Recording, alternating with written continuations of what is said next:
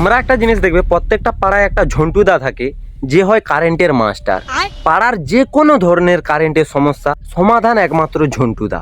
পাড়ার কার ঘরে মিটার খারাপ হয়ে গেছে, ঝন্টুদা জানে।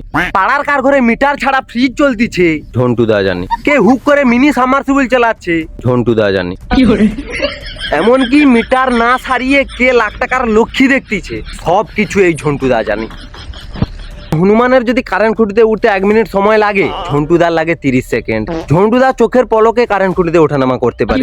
আর হ্যাঁ, এটা ঝন্টুদার জন্মগত ট্যালেন্ট। আর কারেন্ট অফিসের লোক তার বাড়ির লোককে হয়তো অতটা চেনে না যতটা এই পাড়ার ঝন্টুদাদের চেনে।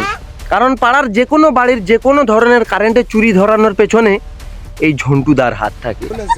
আর বাই চান্স যদি ঝন্টুদা বাড়িতে 2 দিন না থাকে আর সেই অবস্থায় কারেন্টের কোনো প্রবলেম হয়ে যায়, পাড়ার লোক এই ঝন্টুদার ঘর যে যে যে যে ঝন্টুদার ঘরের বাইরে সব ঘাস আর সব ধুলো মারিয়ে দেয়।